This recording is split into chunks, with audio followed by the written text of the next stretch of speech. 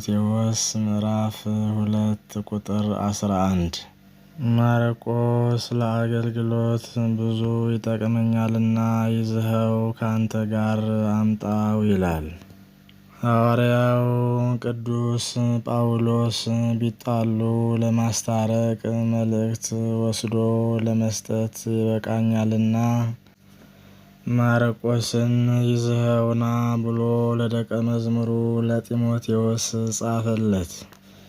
የቅዱስ ማርቆስ አገልግሎት መልእክት ወስዶ መስጠትና ማስታረቅ ብቻ አልነበረም። ብዙ ሐዋርያዊ አገልግሎት እንደፈጸመ የሕይወት ታሪኩ ይነግረናል። ቅዱስ ማርቆስ ክፍሉ ከ72 አርድእት ነው። ጌታ 72ቱን አርድእት መርጦ ለስብከተ ወንጌል ሲልካቸው አብሮ መርጦ ልኮታል።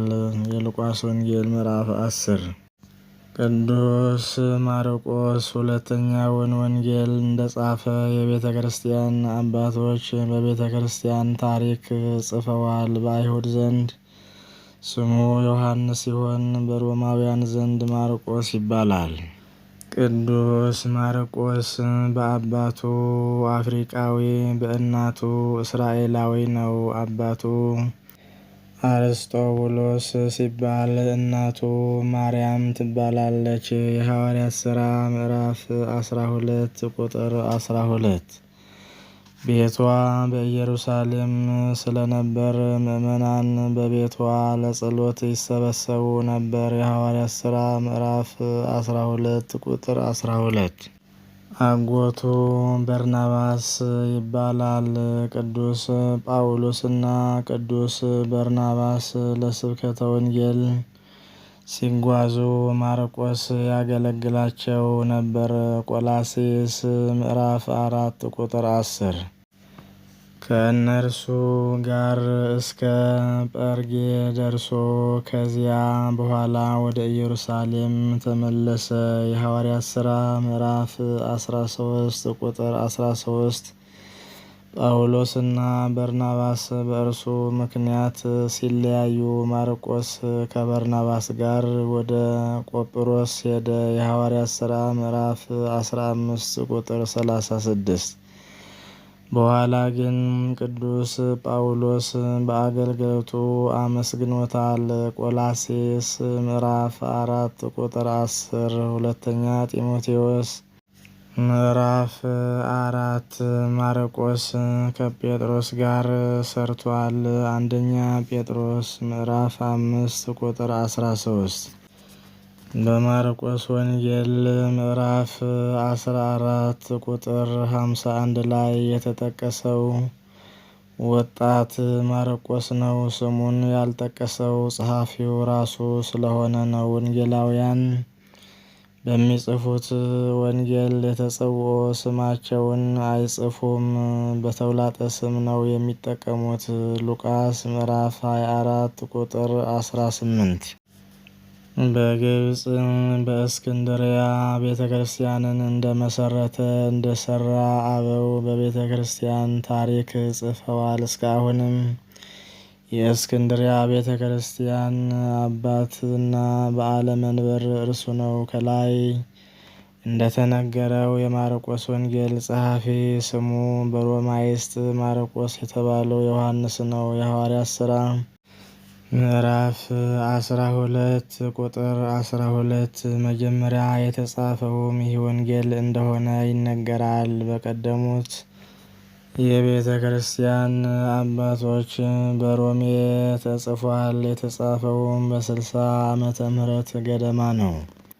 የማርቆስ ወንጌል ከሁሉ ያጠረ ነው። ምክንያቱም የጌታን ትስብእትና ልደት ባለመጻፉና ከትምህርቱም በሰፊው ሳይገልጥ የተአምራት ስራውን ብቻ ስለተረከ ነው። ደግሞ ለሮማውያን የተጻፈ በመሆኑ ብሉይ ኪዳንን በብዛት አልጠቀሰም።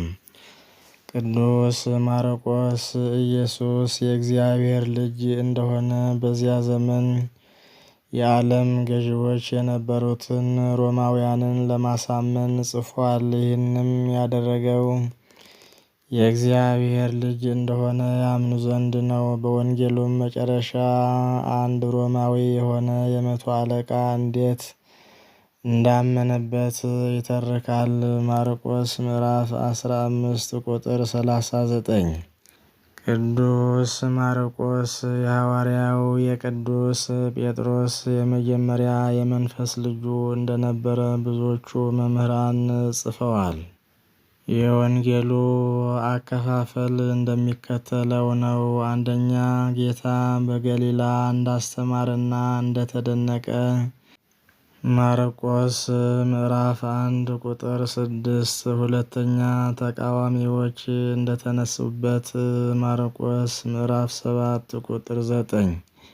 ሶስተኛ፣ ጌታ ወደ ኢየሩሳሌም እንደተጓዘ ማርቆስ ምዕራፍ 10። አራተኛ፣ በኢየሩሳሌም እንዳስተማረ ማርቆስ ምዕራፍ 11 ቁጥር 13። አምስተኛ፣ ስለ ሕማማቱና ስለ ትንሣኤው ማርቆስ 14 ቁጥር 16። ቅዱስ ማርቆስ በመጨረሻ አምልኮተ ጣዖትን፣ ዝሙትን፣ ርኩሰትን እየተቃወመ አምልኮተ እግዚአብሔርን እንዲከተሉ በቅድስና በንጽህና እንዲኖሩ ሕዝቡን በማስተማር ላይ ሳለ የአምልኮተ ጣዖት ዝሙት የተጠናወታቸው ወገኖች መምለኪያነ ጣዖት እሾህ ለእሾህ ጫካ ለጫካ ሰውነቱን እየጎተቱ አሰቃይተውት በሰማዕትነት ሚያዝያ 30 ቀን በዛሬው ዕለት አርፈዋል። ቅዱስ ማርቆስ ኢትዮጵያ ገብቶ እንዳስተማረ ታሪኩን የሚናገረው መጽሐፈ ገድሉ ይተርካል። ቅዱስ ማርቆስ በግብፅ ወንጌልን ሲሰብክ የጣዖት መስጊዶችን እስከሚያጠፋ ድረስ የግብፅ አውራጃዎችን በማሰማት እንደ አንበሳ ያገሳ ስለነበር፣ ሁለተኛው በግብፅ ይመለክ የነበረውን አምልኮተ ላህምን ስላጠፋ ዘአንበሳ ማርቆስ ወይም የአንበሳ ወገን ተብሎ ይመሰገናል። የዚህን ቅዱስ ሐዋርያ የእስክንድርያና የኢትዮጵያ ቤተ ክርስቲያናት በስሙ ቤተ ክርስቲያን አንጸው ጽላት ቀርጸው ገድልና ስንክሳር ጽፈው ያመሰግኑታል።